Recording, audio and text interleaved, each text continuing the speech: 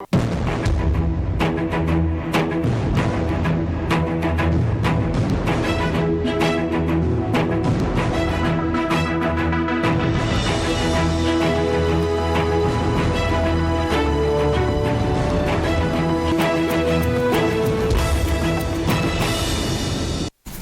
culture, c'est la bombe atomique qui va détruire l'extrémisme violent.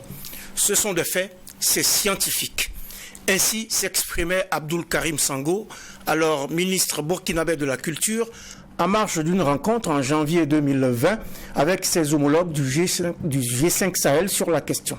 Et c'est justement de culture dont nous parlons en cette veille de l'ouverture de la 20e édition de la Semaine nationale de la culture qui se tient du 29 avril au 6 mai 2023 à Bobo-Dioulasso sous le thème diversité culturelle, ferment de l'unité nationale. Un thème qui sera disséqué au cours de cette audience du tribunal de l'actualité avec Draman Konaté, coordonnateur du colloque SNC Bobo 2023. Bonjour Monsieur Konaté, oui, merci d'honorer notre convocation. Fidèles à leur poste, les juges Bernard Bougman et Geoffroy Vara dans son siège aujourd'hui dans le prétoire de décryptage des faits marquants d'ici et d'ailleurs. Bonjour juge Geoffroy Vara. Oui, bonjour président Tomandi, juge Bougman, bonjour. Et bonjour aussi aux auditeurs et aux téléspectateurs. Oui, bonjour juge Vara, bonjour président Tomandi, bonjour madame, messieurs. Bonjour à toutes, bonjour à tous et bienvenue à cette nouvelle audience du tribunal de l'actualité sur Trait TV. C'est la télé interactive et en simultané sur Watt FM, votre radio 100% urbaine. Vous nous suivez également sur nos plateformes numériques. Vous les attendiez tous, faisons donc place aux avant-propos des juges que je convoque à présent.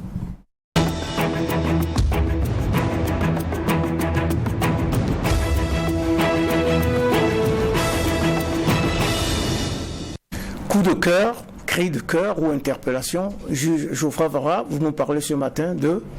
Oui, merci président. Je vais m'intéresser au point de presse d'hier qui a été initié par le ministère de l'Éducation nationale, de l'alphabétisation et de la promotion des langues nationales, donc MENA-PLN, sur les examens et concours pour ce qui est de cette année. C'est ce que vous vouliez, hein, c'est des CEP, BEPC, BEP, BAC et tout. Voilà, donc le détail a été donné là-dessus. Ce qu'on fait remarquer déjà, c'est que pour ce qui est des candidatures, il y en a moins pour les CEP, BEPC et BAC, mais ça s'explique parce que jusqu'à 2023, on est quand même à 6300 écoles qui ont été fermées. Donc, on sent l'impact direct de la crise sécuritaire et évidemment, il y a beaucoup d'éléments qui ont été mis en branle pour que, notamment les déplacés internes, qui sont une vraie préoccupation, puissent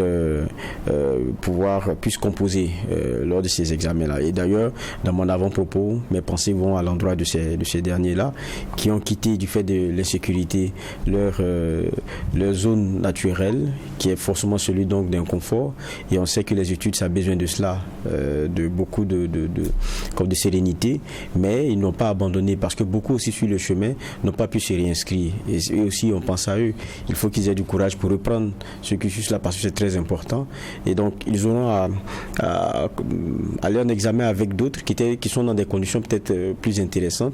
Mais les derniers chiffres aussi, même l'année passée, nous ont montré que c'est pas parce qu'on est déplacé interne que le taux de réussite il est moins élevé. Bien au contraire. Et là, on sent encore une résilience chez ces enfants-là. Et c'est les féliciter, les encourager, se dire que les dates sont données et sont connues. Et c'est une façon de mordre dans la vie que de dire qu'on ne se laisse pas faire. Et on espère qu'ils seront dans les meilleures dispositions pour pouvoir composer. Il a été annoncé aussi un logiciel pour prendre en compte de façon généralisée tous les concours. On espère que ça va marcher parce qu'on a vu les innovations sur la question des concours à la fonction publique récemment. Pour le dernier essai, ça n'a pas été vraiment un coup de maître. Ça, c'est une réalité. On espère que là-dessus, ils ont vraiment tout calibré et les choses se passent bien. Et puis sur la rumeur concernant l'harmonisation UMOA pour ce qui est du baccalauréat, ils ont été clairs. Ils n'en sont pas encore à ça. Donc, on va le faire comme on a l'habitude avec les principes habituels. Donc c'est un peu la communication qui a été faite et je termine mon avant-propos de dire à ces enfants donc déplacés internes d'être courageux et quelquefois la vie c'est pas facile mais c'est comme ça aussi qu'on dénote qu'on est résilient. Et comme je vais le dire, quand c'est facile, c'est les guerres charmantes. Il faut se battre pour y arriver. Juge Bernard Bougman, votre avant-propos du jour. Merci. Mon avant-propos va concerner le communiqué du gouvernement sur Karma qui est enfin tombé. Après ce temps de silence qui était quand même assourdissant à un moment donné. Quoi qu'il en soit, ce sont des citoyens burkinabés. En attendant de tirer l'affaire au clair, au moins c'est de dire effectivement il y a eu un événement, voilà les informations que nous avons. Déjà ça situe les uns et les autres. Mais ce silence qui était assourdissant avait l'allure d'un silence coupable. Donc il fallait effectivement le rompre parce qu'il a, d'un point de vue, trop duré. Ce sont des Burkinabés qui sont tombés. Je dis bien en attendant de tirer l'affaire au clair. Et avant d'ailleurs, après la sortie du procureur, on n'en a plus entendu parler, il n'y a plus eu de réaction là-dessus, que ce soit l'armée de façon officielle ou le gouvernement. J'ai dit c'est un silence à un moment donné qui devenait pesant. Donc il fallait effectivement s'exprimer là-dessus pour dire aux Burkinabés qu'est-ce qui s'est réellement passé, parce qu'au début il y a des gens qui avaient pratiquement d'ailleurs nié, qui avaient dit que c'était pas vrai, et qu'ils sont en contact avec le village là-bas, d'autres disent que c'est chez leurs parents, il n'y avait rien eu. Donc jusqu'à ce que les choses se confirment, c'est des faits. Donc je dis bien, c'est un silence qui a été rompu, qui est bien, mais je pense qu'on aurait pu mieux faire en termes de communication sur cette situation. Et ce n'est pas tard parce qu'il y a la suite à faire, parce que l'indignation va au-delà des frontières du Burkina. Il y a des organisations internationales et communautaires qui sont entrées là-dedans pour demander comment on appelle ça, de la lumière, de la vérité, de la justice. Pendant ce temps, il n'y a pas une réaction gouvernementale pour nous dire clairement qu'est-ce qui s'est passé et qu'est-ce qui est prévu. Et j'ai dit bien, pour le gouvernant, c'est un silence quand même qui n'avait que trop duré. Et il fallait le rompre pour dire clairement les choses. Même si le contenu ne satisfait pas certains, dans certains de ces points, au moins c'était de sortir pour dire, comment on appelle ça, pour confirmer qu'effectivement il y a eu attaque du Burkinabé. Maintenant, par qui les enquêtes le situeront? Qu'est-ce qui s'est passé si vous avez précisé? Voilà, c'est ce que j'avais à dire comme avant-propos. Ce silence qui n'avait que trop duré. Une sortie gouvernementale très attendue qui vient finalement et vivement que les éclairages soient portés sur cette affaire pour nous édifier. C'était les avant-propos des juges du tribunal de l'actualité. C'est la 5e et dernière audience de cette semaine. C'est la 17e semaine de l'année 2023, avec à la barre des convoqués Dramane Konaté, sémiologue, écrivain, dramaturge et scénariste, président de la commission thème et littérature, mais aussi coordonnateur du colloque de la 20e édition de la Semaine nationale de la culture SNC Bobo 2023. Nous entrons donc dans le vif du sujet avec tout d'abord des questions d'ordre général. Geoffroy Vara. Oui, c'est vrai qu'on est en plein dans la question de la SNC. On a eu, pour ce qui est de la plupart des rendez-vous, que ce soit culturel ou tout autre, toujours la première question, est-ce que ça va se tenir? On connaît notre contexte qui n'est vraiment pas aisé, et puis aussi la raréfaction des ressources qui amène tout le monde à se dire, bon, à un moment donné, est-ce que pour la SNC, est-ce qu'à un moment donné il y a eu ces questions-là? Il y a de la mobilisation, et tant qu'il y a la mobilisation, il y a de l'espoir. Nous sommes à 24 heures de l'ouverture de la Semaine nationale de la culture. Tout est fin prêt du point de vue organisationnel. Les gens ont véritablement mouillé le maillot parce que nous nous posions la même question que vous il y a 1 ou 2 mois. Mais quand nous avons vu que l'État burkinabé, je parle de l'État burkinabé, a réussi à organiser le Salon international de l'artisanat de Ouagadougou, et ensuite l'édition, la 29e édition du FESPACO, nous nous sommes dit, du moins la 28e édition du FESPACO, nous nous sommes dit, pour la Semaine nationale de la culture, il n'y a pas de souci à ce que ça ne se tienne pas. Alors, depuis le mois de mars, pratiquement, le comité d'organisation dont je fais partie est à pied d'œuvre pour que cette édition puisse se tenir. Puisse se tenir, c'est vrai, dans l'esprit de célébration de notre culture, mais aussi puisse se tenir dans un esprit de solidarité au regard du contexte sécuritaire et humanitaire, avec justement ceux-là qui sont, dont les familles sont endeuillées, mais aussi ceux-là qui ne se retrouvent plus dans leur espace d'origine, j'allais dire leur espace géoculturel, parce qu'il y avait des troupes aussi qui avaient été présélectionnées, ou si vous voulez, sélectionnées pour les phases finales, mais entre-temps, les attaques ont fait que, bien sûr, ces troupes se sont disloquées et se sont retrouvées sur des sites, mais l'essentiel a été préservé. On a trouvé le mécanisme, le dispositif, de sorte à pouvoir procéder soit au remplacement, soit au réajustement des différentes troupes qui ont été sélectionnées et qui doivent prester à Bobo. Également, il y a eu la mobilisation des partenaires. Il y a une dizaine de partenaires qui se sont mobilisés, tant au niveau national qu'au niveau international. Ce qui nous réjouit fort, ça veut dire que cette édition, elle va bel et bien se tenir. Justement, vous ressortez un point, c'est l'impact aussi de la crise sécuritaire sur ceux qui sont nos offreurs sur le plan artistique. Et très souvent, c'est des femmes et des hommes du milieu rural qui est aujourd'hui fortement impacté. Vous, qui avec l'organisation de la SNC, quelle en est l'ampleur? Notamment, on a des groupes mythiques qu'on a connus. Est-ce que dans certaines zones, on a pu rattraper les choses, ou bien il y en a par exemple que vous attendiez, mais pour lesquels vous n'avez plus de nouvelles? Quelle est l'ampleur aujourd'hui de cet impact-là? Pratiquement toutes les troupes présélectionnées ont confirmé leur participation. D'accord. Et même depuis plus d'un mois, elles sont en train de répéter. Et beaucoup d'elles aujourd'hui convergent vers SIA, la capitale culturelle.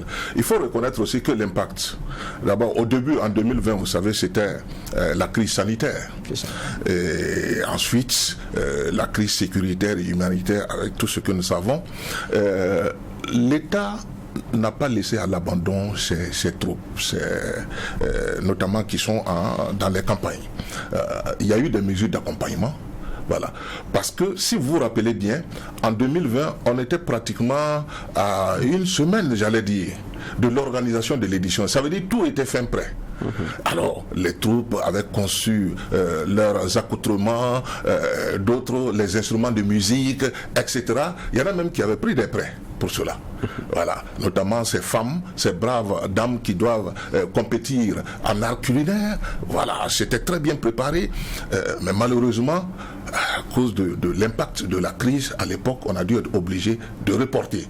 Et l'État a estimé qu'il fallait accompagner justement ces troupes, ces artistes-là, de sorte à leur permettre d'être présents, ces artistes d'être présents à la 20e édition de la Semaine nationale de la culture. Quand je parle de mesures d'accompagnement, tant au niveau matériel qu'au niveau financier.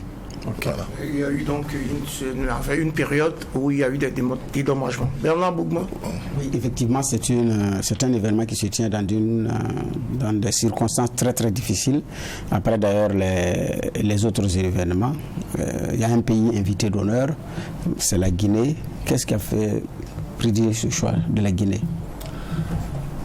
La Guinée, parce que la Guinée a beaucoup offert à l'Afrique sur le plan culturel. Ah. Et si on regarde de près, il y a des similitudes entre nos cultures. Quand je dis des similitudes, vous savez que la Guinée, c'est un pays composite. Il y a une mosaïque aussi de peuples comme le Burkina Faso.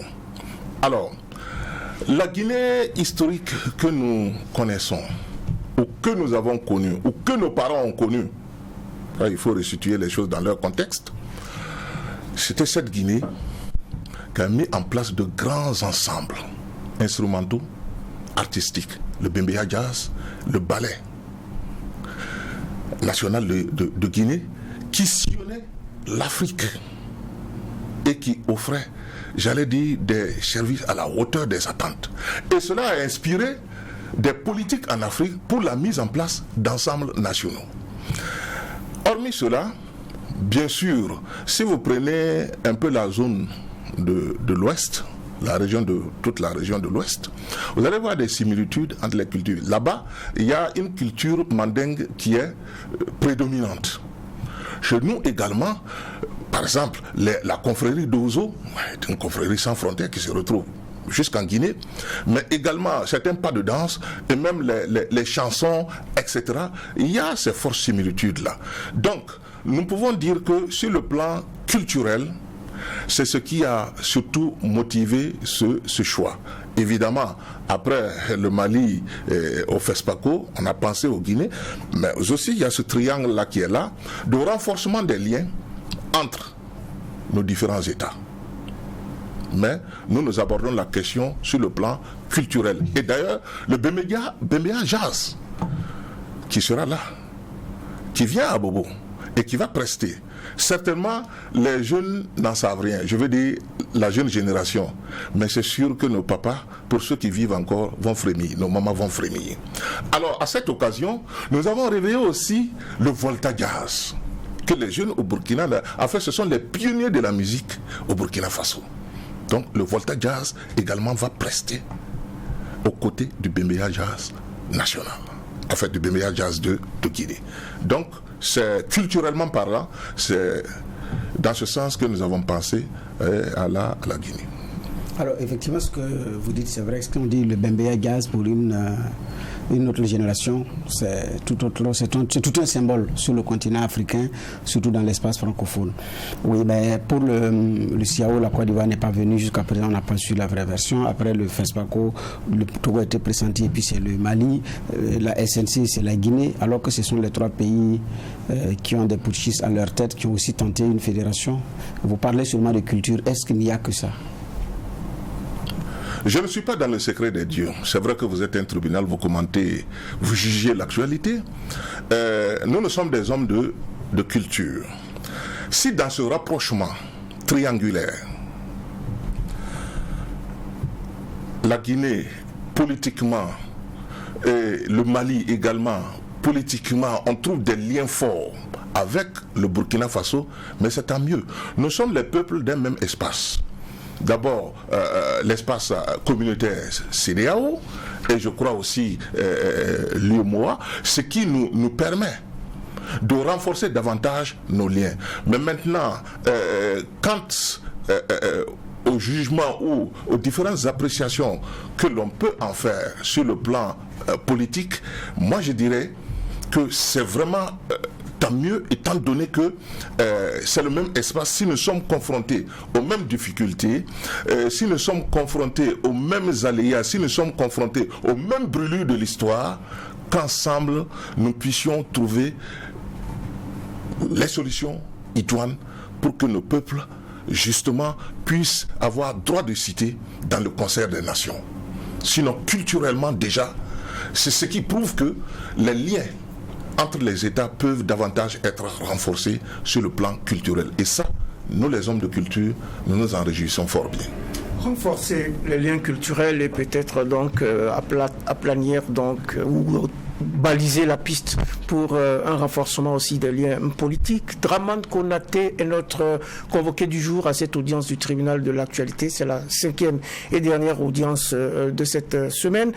La 20e édition de la Semaine nationale de la culture qui devait se tenir en 2020 a dû être annulée en raison de la Covid-19, vous l'avez souligné tout à l'heure. Cette crise sanitaire qui a mis le monde entier à genoux. Programmée 2 années après pour prendre ses droits du 26 novembre au 3 décembre 2022 à Bobo-Dioulasso, la manifestation a de nouveau été reportée suite au coup d'État du 30 septembre 2022. Cette fois, ça y est, la 20e édition de la SNC et s'ouvre ce 29 avril 2023 dans la capitale économique et culturelle du Burkina. C'est donc une édition qui a beaucoup souffert, Monsieur Konaté, et qui mérite tous les hommages. C'est une édition qui se tient dans un contexte sécuritaire et sociopolitique difficile. Est-ce un surcroît de pression pour une organisation réussie de la manifestation? Oui, c'est un défi. Ça, il faut le dire. Organiser la biennale, comme vous l'avez rappelé tout à l'heure à vos téléspectateurs, après pratiquement 2 ou 3 reports, c'est un défi. Et justement, politiquement, c'est ce défi qui a été lancé aux hommes de culture.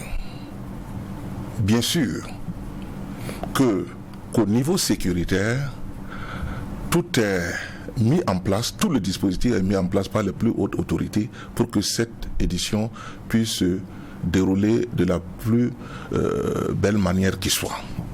Maintenant, Le défi sur le plan culturel, artistique, réside dans le fait que, d'abord, ces troupes qui étaient pratiquement disloqués ou qui étaient dans le désespoir, ces artistes qui attendaient. Nous rappelons déjà qu'en 2020, nous avons perdu 2 éminents, en fait, de grands artistes, notamment, je crois, Moustapha Tchombiano et Tofele. Donc, vous voyez le coup que nous avons reçu à cet effet. Alors, culturellement et artistiquement, tout est fin prêt et le défi est sur le point d'être relevé. Les troupes sont en train de converger vers Bobo Dioulasso et même entre-temps, le défi était tel que on avait imaginé qu'on pouvait héliporter certaines troupes qui sont dans des zones à risque. Bon, je ne vais pas déballer tout ça ici. En tout cas, le dispositif est mis en place pour que les troupes arrivent à Bobo Dioulasso. Aussi, financièrement, l'État a fait un effort, voilà, pour accompagner la manifestation. Et je vous parlais aussi des partenaires qui ont mis la main à la poche pour accompagner l'événement. Parce qu'à travers cela, le défi aussi, c'est de montrer que le Burkina reste debout, malgré ce contexte particulièrement difficile. Debout, pas forcément dans la festivité, dans la joie, j'allais dire non maîtrisée, démesurée. Parce que nous avons conscience, tout à l'heure, l'éminent juge rappelait ce qui s'est passé à Karma, mais aussi ce qui se passe sur l'ensemble du territoire national. Il faut que nous restions solidaires, justement, avec les populations présentement qui sont en souffrance. Donc voici l'ensemble des défis. Solidaires pour célébrer donc la diversité culturelle. Geoffroy Vara, c'est à vous. Je pense que c'est une vingtaine de commissions qui oui. a pour organiser. Oui. Bon, nous on n'est pas trop à l'intérieur, mais 20 commissions, c'est pas énorme. Et puis quelles sont les missions? Oui, bon, parler de l'ensemble des commissions de façon globale, là, ce serait un peu difficile. Il y a des commissions spécifiques, il y a des commissions générales. Par exemple, les gens commission finance, quoi, sont dites commissions générales, transport, etc., etc. Voilà. Il y a des commissions spécifiques, c'est-à-dire des commissions qui s'occupent d'activités spécifiques, surtout des innovations, mais aussi des activités qui vont porter, j'allais dire, cette semaine nationale de la culture sur des hauteurs insoupçonnées. Alors, les commissions globalement, quand vous prenez commission foire, commission programmation, commission secrétaire, en fait, ce sont les mêmes commissions qu'on retrouve dans toutes les organisations. Voilà. Puisque l'État a sorti un décret, vous vous rappelez, portant organisation des grandes manifestations. Et les grandes commissions sont détaillées de la sorte. Okay. Donc ce sont des commissions que l'on retrouve. Mais maintenant les commissions spécifiques là, ou du moins les commissions qui s'occupent d'activités spécifiques, bon, telles que par exemple thème et littérature, commission enfants, commission innovation, etc. Ça, ce sont des choses que vous pouvez ajouter, c'est-à-dire vous avez la latitude, hormis le décret, de créer des commissions de sorte à pouvoir adapter la manifestation aux réalités du moment.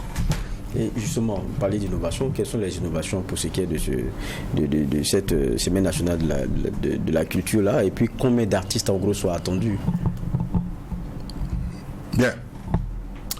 Pour ce qui concerne les innovations, si je prends ma commission thème et littérature et activités littéraires, si vous voulez. D'abord, nous avons proposé l'hymne de la Semaine nationale de la culture. Pas l'hymne de la 20e édition, hein. L'hymne de la Semaine nationale de la culture. Quand même, ça fait 40 ans que la Semaine nationale de la culture existe. Donc c'est la 20e édition. L'hymne, c'est quoi? C'est pour orienter les esprits, c'est pour orienter les consciences vers un idéal commun, vers des valeurs partagées. Voilà, au niveau de la Semaine nationale de la culture. Et ce hymne, naturellement, a été mis en boîte par des artistes, voilà, burkinabés. Ensuite, nous avons proposé une activité majeure qui est le manifeste du livre. Vous savez, quand on parle de Semaine nationale de la culture, beaucoup pensent au folklore.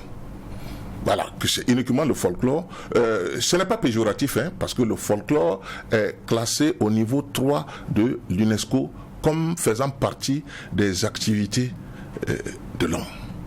Donc, beaucoup pensent à la danse, au chant, etc. Mais, j'allais dire la matière intellectuelle, ce qui nourrit l'esprit, parfois on néglige cela, alors qu'on parle de Grand Prix national des arts et des lettres. Donc à ce niveau, nous avons proposé également un hymne dédié au livre, à travers le manifeste du livre, c'est-à-dire pour la première fois, pour ceux qui connaissent Bobo, autour du rond-point des 7 voies, moi je dis, rond-point des 7 voies, à Bobo on appelle ça Sarabada Wolonfla, c'est-à-dire en face de la chambre de commerce, il y aura une haie constituée d'élèves et d'étudiants qui vont tenir chacun un livre et qui vont lire un livre d'auteur burkinabé, qui vont lire un passage à haute voix, dont l'ensemble des voix vont s'élever dans cette ville-là. Et ce qui va, j'allais dire, faire du livre un outil de savoir et de la connaissance. Il y a aussi que le colloque a été convoqué. Voilà. J'allais dire, c'est pratiquement une première. Habituellement, on va directement à la conférence inaugurale et ensuite, ceux qui veulent intervenir sur tel ou tel point de la Semaine nationale de la culture, il y a un appel à texte, ils viennent. Mais nous avons procédé à une mise en colloque du thème de la Semaine nationale de la culture, avec d'éminentes personnalités du monde de la culture et des savoirs qui vont venir développer ces thématiques.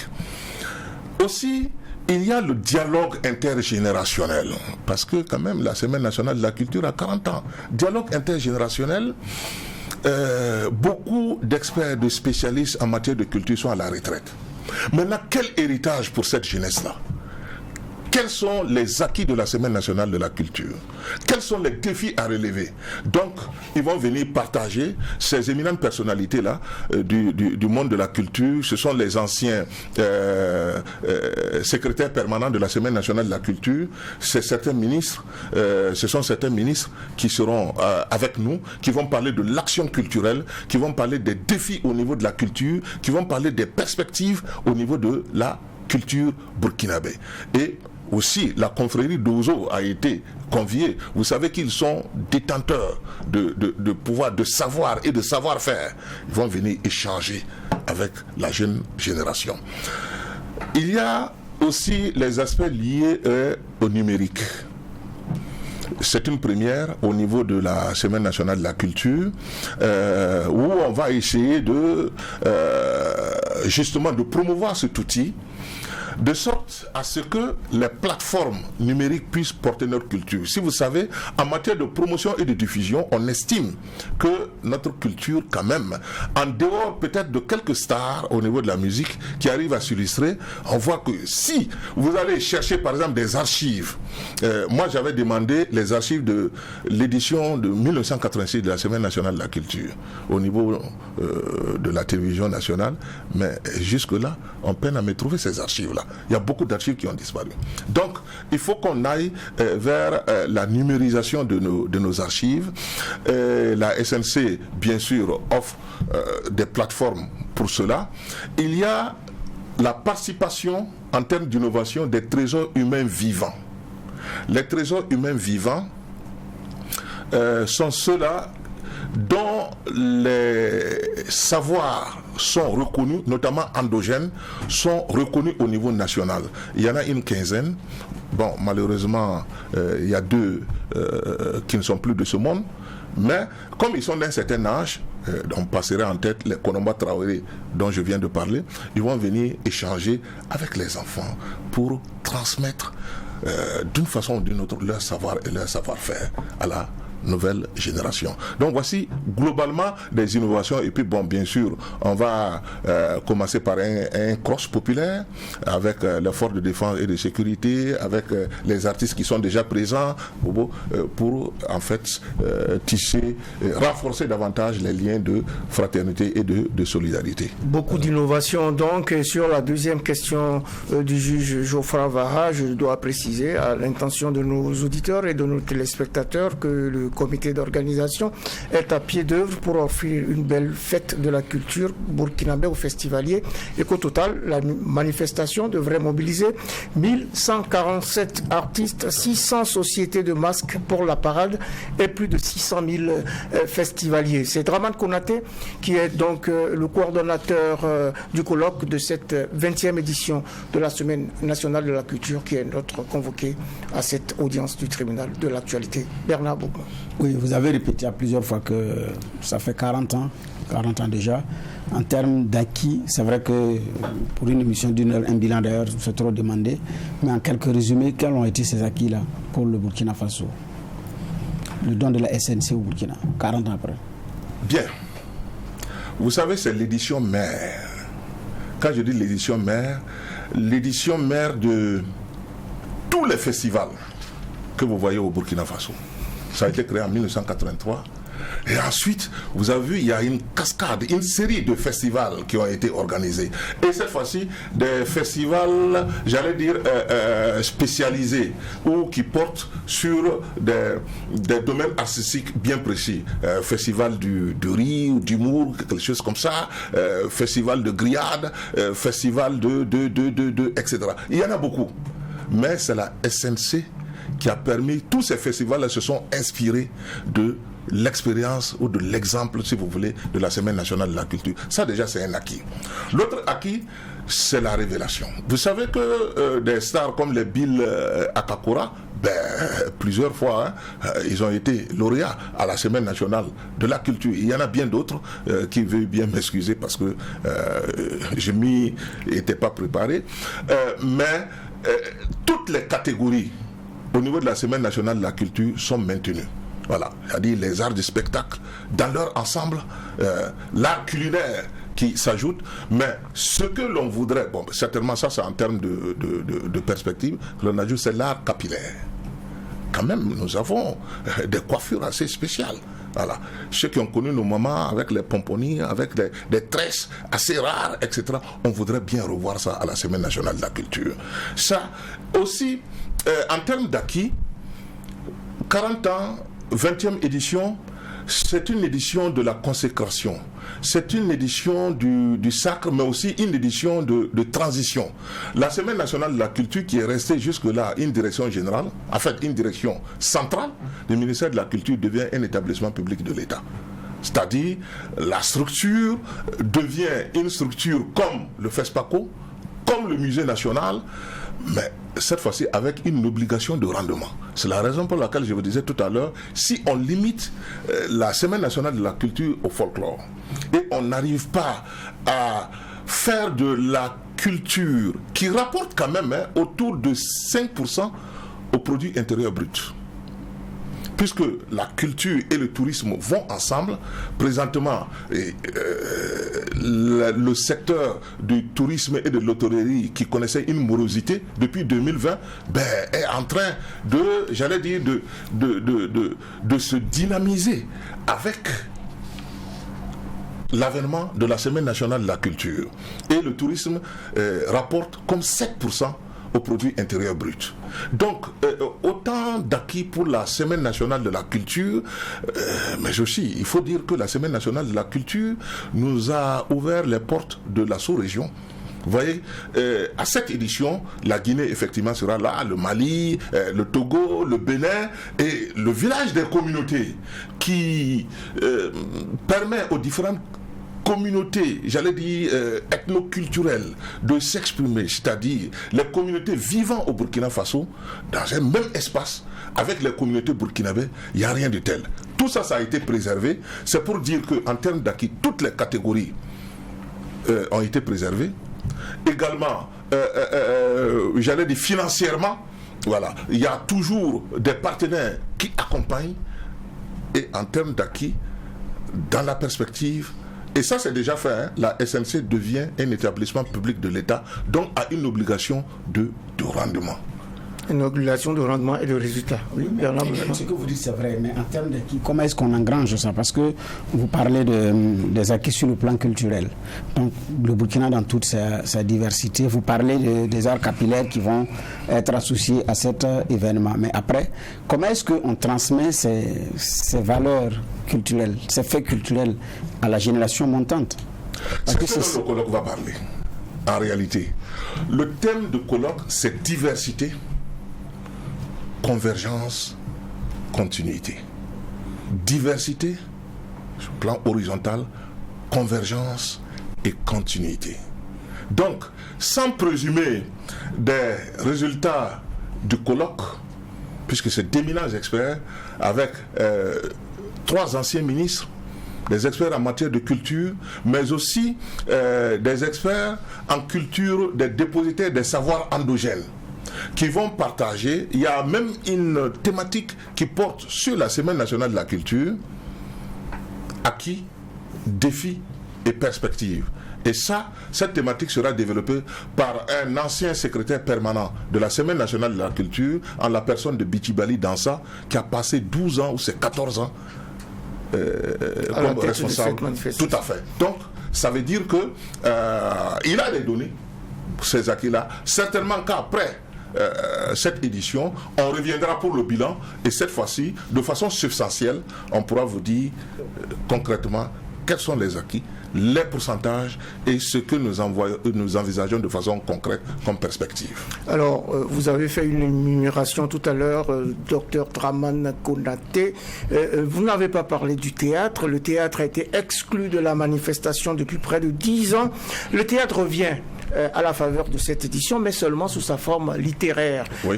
Qu'est-ce qui guide ce choix? Pourquoi est-ce qu'on ne peut plus avoir ces expressions théâtrales, qui est quand même un art qui intègre plusieurs arts culturels?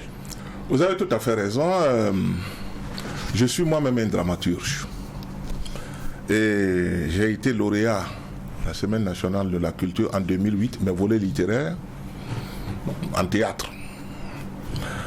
Pourquoi le théâtre n'est pas présent à cette édition?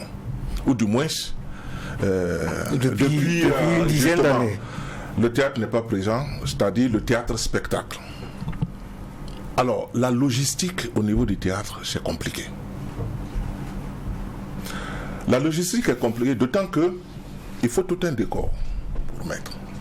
Et les espaces appropriés, évidemment, c'était l'Institut français tout le temps, mais entre-temps, il y a eu des problèmes avec l'Institut français.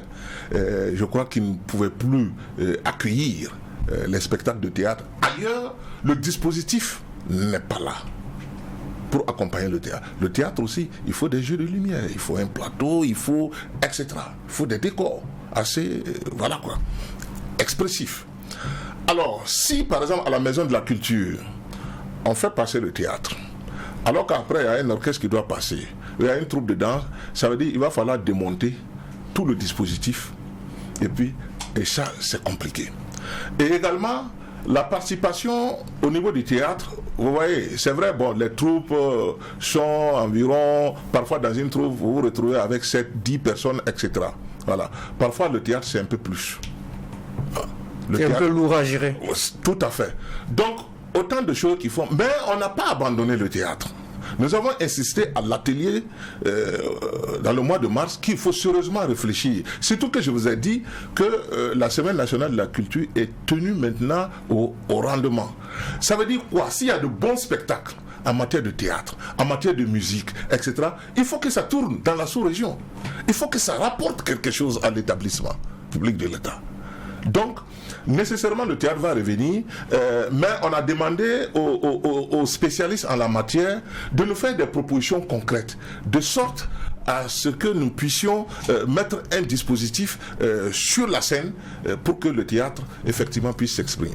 Le théâtre puisse s'exprimer. C'est 2 ans, tous les 2 ans, la Semaine nationale de la culture, et donc les acteurs de théâtre ont bien envie, eux aussi, de s'exprimer pendant cette semaine-là, et cette ouverture sur la sous-région est une bonne chose. Nous sommes déjà dans la dernière ligne droite de cette audience et parlons rapidement du thème donc de cette édition, puisque notre convoqué du jour a lui aussi, et en tant qu'auteur, publié plusieurs ouvrages qui parlent notamment d'extrémisme violent et de diversité ethno-culturelle. Geoffroy Vara.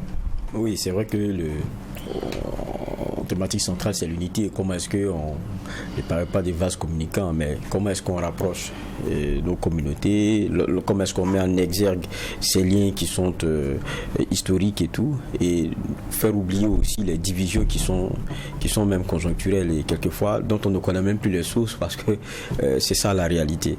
Comment la culture et une SNC peut contribuer en ces jours-là, par exemple, à ramener cet élément essentiel là sur la table. Bien, il y a des fondamentaux en matière de paix et de cohésion sociale. Ces fondamentaux sont immuables. Ces fondamentaux, heureusement, sont indépendants des contextes d'évolution. Il suffit de revenir à ces fondamentaux. Alors, ces fondamentaux, parmi ces fondamentaux, on peut parler de ces liens séculaires, intra-communautaires et intercommunautaires. On va vous parler de la relation à plaisanterie, qui a permis quand même de juguler certaines crises ici au Burkina Faso. Je parle de relation à plaisanterie parce que les gens ont l'habitude de dire parenté à plaisanterie. Non, la relation à plaisanterie a 2 branches. La parenté à plaisanterie et l'alliance à plaisanterie. Par exemple, entre le Bobo et le Peul, il n'y a pas de parenté à plaisanterie, c'est l'alliance à plaisanterie. Parce que les 2 ethnies, il serait fastidieux de développer, de procéder à l'historique justement des liens qui ont fait qu'aujourd'hui les Bobos et les Peuls, ou les Mossé et les Samo sont en relation de plaisanterie ou en alliance de plaisanterie. La parenté à plaisanterie est intracommunautaire. Voilà. Et peut-être même est familial et intraclanique. C'est-à-dire, vous avez l'habitude de voir les grands-parents, si c'est le grand-père ou c'est la grand-mère dit, bon voilà, son petit-fils c'est mon mari. C'est ça la parenté à plaisanterie. Mais l'alliance à plaisanterie, c'est beaucoup plus vaste. Ça engage 2 communautés ethnoculturelles. Alors, donc, la parenté à plaisanterie, mais aussi, il y a des fondamentaux qui sont là, tels que la proscription de la politique de division sectariste, régionaliste, ethnocentriste. Malheureusement, c'est ce que nous avons dans notre pays. Je n'ai pas peur des mots. L'ethnocentrisme, le sectarisme, et si vous voulez l'ethnicisme. L'ethnicisme est différent de l'ethnocentrisme en ce sens que l'ethnocentrisme est le stade suprême de l'ethnicisme. Mais comment, la question du juge, c'est comment cette édition de la SNC, c'est à travers les réflexions, à travers les recommandations que nous allons faire et des propositions concrètes, de sorte à ce qu'il y ait un retour vers ces fondamentaux. Ces fondamentaux, ce sont les valeurs endogènes que nous avons, les valeurs d'hospitalité, les valeurs de solidarité, les valeurs de respect de l'humain, de la vie humaine. Comme on a l'habitude de le dire, la première constitution au monde connu, c'était à Koukanfougan, et à l'époque, c'était à peu près le même peuple, le Mandé. Voilà. Donc, comment nous avons fait, et ça, je reprends votre mot, pour arriver à une telle situation? C'est parce que justement, le culte ancestral, ou du moins le pacte qui nous lie, ce pacte ancestral-là, est brisé, n'est pas respecté. Alors, C'est pourquoi, par exemple, la sacralité de la vie, on ne peut pas ôter la vie d'un être humain. Aujourd'hui, on parle de terrorisme, où des gens sont armés et qui viennent, qui tirent sur les hommes, sur les femmes, sur les vieillards et tout, alors que non. Dans ce pacte ancestral, ce qui va vous obtenir, la vie est sacrée. On note la vie à quelqu'un que lorsque l'intéressé a fauté. Et là, il y a, j'allais dire, plusieurs mécanismes. Il y a l'excommunion, c'est-à-dire le bannissement, qui est pire que la prison et pire que la mort. Parce que vous disparaissez du village, si vous avez commis un méfait, on ne veut plus vous voir, et ça suit même vos enfants. C'est la malédiction. C'est-à-dire que vous avez, dans votre esprit, vous êtes dans une prison. On vous retire même, on vous interdit, on vous retire le nom, votre patronyme. On ne vous reconnaît plus. Ça veut dire que vous mourrez quelque part. Vous n'êtes plus dans la communauté, vous n'êtes plus dans la famille, vous n'êtes plus dans le clan, vous n'êtes plus dans la famille. Mais maintenant, si on décide de vous éliminer, là, on passe par des voies. On dit non, un tel est un danger pour la société. On décide purement et simplement de le... Mais on ne lui ôte pas la vie de façon violente. Vous vous couchez le lendemain, on dit que vous avez rejoint les ancêtres. C'est une façon d'expier la faute que vous avez eu à commettre. Donc il y a des fondamentaux, il y en a beaucoup, je ne peux pas... Bien sûr, on est tout à fait. Mais c'est pour vous dire que la réflexion, c'est dans ce sens. Bernard Bougma. La réflexion, c'est dans ce sens. Vous avez dit que la NCNC, c'est la mère de tous les festivals. Oui. Ça, c'est un fait. J'insiste là-dessus sur maintenant la promotion de la culture burkinabé. La SNC est passée, il y a des pas de danse qui ont été promus, on a vu de la tenue et tout. Donc, il y a aussi même par moment, le tir à l'arc et tout. Maintenant, comment est-ce qu'on, au niveau école, je prends un exemple, comment est-ce qu'on arrive à faire descendre ces éléments de notre culture à l'école, dans les classes, pour surtout insister sur la question de la diversité culturelle? Oui. Le ministère en charge de la culture travaillait sur des modules culturels et artistiques à introduire dans les programmes d'enseignement. Oui, le processus est long. Bon, vous savez, c'est ça l'administration. Voilà, vous avez tout à fait raison. C'est l'administration. C'est-à-dire, on ne peut pas se lever décréter que, bon, voilà, tel module, par exemple, la parenté à plaisanterie que les enfants ne connaissent pas. On dit parenté à plaisanterie globalement parce que c'est une expression consacrée, c'est ce que tout le monde connaît. Voilà. Il y a un jeune garçon qui me disait, rien qu'avant-hier, qu'en banque, lui, il a failli déclarer, en fait, une bagarre, une guerre à quelqu'un qui est venu. Dès qu'il a donné son nom, le gars a commencé à le chariter, à le quoi, etc. Voilà. Il a dit non, mais pourquoi tu m'insultes ceci, cela? Et ce sont les gens d'à côté, il dit, tu es de quelle ethnie? Il a donné son ethnie, l'autre est de quelle? Mais vous êtes des parents en plaisanterie. Le petit ne savait pas. Un jeune garçon d'une vingtaine d'années. Donc, je suis tout à fait d'accord avec vous. Et même au niveau des modules, je veux dire des livres scolaires, vous savez que il y a beaucoup de choses, notamment les œuvres d'auteurs burkinabés, que l'on devrait enseigner dans les classes. Parce qu'il y a un éminent, une éminente personnalité du monde de la culture qui disait, mais qui importe? Un livre importe des idées.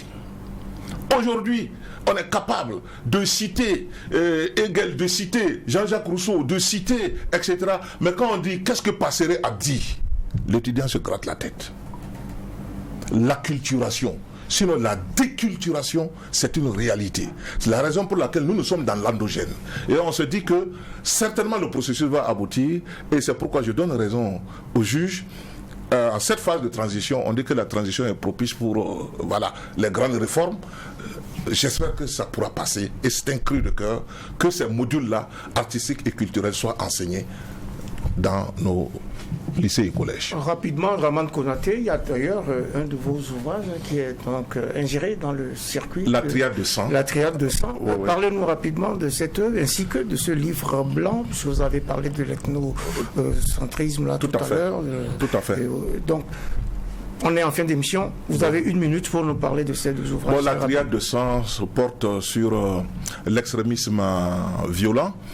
L'extrémisme violent, ce qui s'est passé au Mali, au Burkina Faso sur l'avenue Kwame Nkrumah, également en Côte d'Ivoire à Grand Bassan. Et nous avons tenté de montrer que, en réalité, l'extrémisme violent qui s'appuyait au départ sur l'islam, sur des versets coraniques et tout, qui n'en est rien. Voilà. Parfois, ce sont des grands bandits, ce sont des gens, des contrebandiers, et par conséquent, si vous vous rappelez bien, une fois, je crois, c'était à Dissine, ils sont entrés dans l'église juste un peu avant la 15 août et ils ont détruit la statue de Marie. Bon, ça c'est un sacrilège. Il y a des ceux qui ont fait ça. Et en criant Allah Akbar, ils ne savent pas que le verset Mariam existe bel et bien dans le Coran, et c'est le verset 19. Et Marie est la seule femme à qui une sourate entière a été dédiée dans le Coran. Alors, l'œuvre est au programme scolaire. Quant au livre blanc, et justement, parlant du pacte communautaire, nous sommes revenus sur les fondamentaux qui pourraient permettre à la société burkinabé de se retrouver, de solidariser et de fraterniser. Il faut d'ailleurs qu'il y ait une vie politique saine et responsable. Une vie associative, les OSC là, qui sont des appendices des pouvoirs, des partis politiques là. Voilà. Il faut qu'il y ait une vie associative saine et responsable. Mais aussi, il faut le renforcement des liens intra- et intercommunautaires. Et par la culture, et par la communication, si vous voulez, par un certain nombre de choses. Ça, c'est le pacte communautaire que nous avons proposé. Et ça, c'était depuis 2008 que nous avons proposé ce pacte-là. On a vu qu'au niveau de l'État, quand il s'agissait de la réconciliation nationale, je suis revenu sur le pacte du vivre ensemble. Alors, pour ce qui concerne le Panthéon, nous avons imaginé, ça c'est un grand projet. C'est toujours dans le livre blanc. Dans le livre blanc, dédié au pacte et au Panthéon. Le Panthéon, nous avons estimé que pour nous sentir unis, pour aller véritablement à l'union, pour créer cette nation-là, prospère et solidaire, il faut que les figures représentatives de chaque communauté ethno-culturelle soient représentées au sein d'un panthéon. Pas un panthéon à la française, non. Mais c'est un panthéon qui va représenter, quand je parle des figures représentatives, c'est ceux-là qui ont les pionniers, les ancêtres qui ont été les premiers, par exemple les ancêtres des Bissa, les ancêtres des Gourmanché, l'ancêtre des Gourmanché ou l'ancêtre des Moussi, le premier à avoir franchi, à s'établir ici avec un groupe ethnique sur ce territoire-là qui deviendra la Haute-Volta et plus tard le Burkina Faso. Le projet a tellement charmé politiquement, mais c'est culturellement, nous avons monté le projet. Qu'en 2019, il vous souviendra que Roch-Marc Christian Kaboré est revenu, c'était en décembre 2019, qu'il importe au Burkina Faso de procéder à l'écriture de son histoire, sa propre histoire. C'était quand on célébrait le centenaire de la création de la Haute-Volta. Et aussi qu'un panthéon soit érigé à la mémoire justement de nos dévancés, de nos pionniers. Espérons que tout cela arrivera. Manifestement, le temps qui nous est imparti est arrivé à son terme et cette audience du tribunal de l'actualité s'achève donc. Elle était consacrée à la 20e édition de la Semaine nationale de la culture SNC Bobo 2023 avec Draman Konaté, coordonnateur du colloque de cette importante manifestation. Merci, M. Konaté, d'avoir honoré notre convocation. Merci. Merci au juge Bernard Bougman, merci. Merci à Geoffroy Vara. Et merci aux équipes techniques de réalisation menées toute cette semaine par Aimé Zoundi à la télévision et Alphonse Téduy à la radio. Reconnaissance renouvelée à vous tous, auditeurs et auditrices de Watt FM, téléspectateurs et téléspectatrices de Truy TV pour votre attention et pour votre fidélité. Force et courage à nos valeureux combattants et vive la culture. Mais n'oubliez pas, le tribunal de l'actualité revient dès la semaine prochaine, mêmes heures, mêmes antennes, avec un maillot toujours aussi juste, incisif et sans complaisance.